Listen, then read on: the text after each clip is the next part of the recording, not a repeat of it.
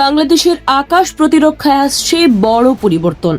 পাকিস্তানের কাছ থেকে আধুনিক যুদ্ধবিমান কেনা নিয়ে উচ্চ পর্যায়ের আলোচনায় বসেছে বাংলাদেশ বিমান বাহিনী। বাংলাদেশ বিমান বাহিনীর সক্ষমতা বাড়াতে পাকিস্তানের কাছ থেকে আধুনিক যুদ্ধবিমান কেনার বিষয়ে উচ্চ পর্যায়ের বৈঠক অনুষ্ঠিত হয়েছে।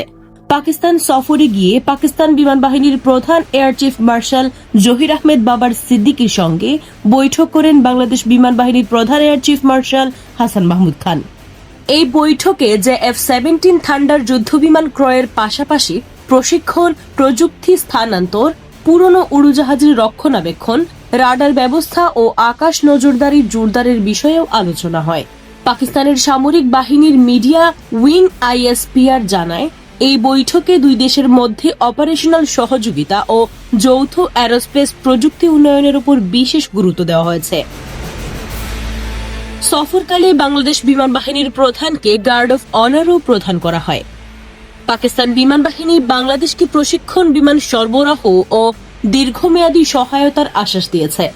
চীন ও পাকিস্তানের যৌথ উদ্যোগে তৈরি F-17 থান্ডার একটি আধুনিক, দ্রুতগামী এবং সব আবহাওয়ায় যুদ্ধ সক্ষম বিমান। এই যুদ্ধবিমান ক্রয়ের মাধ্যমে বাংলাদেশ বিমান বাহিনীর শক্তি ও আকাশ প্রতিরক্ষা আরও এক ধাপ এগোবে বলেই মনে করছেন বিশ্লেষকরা।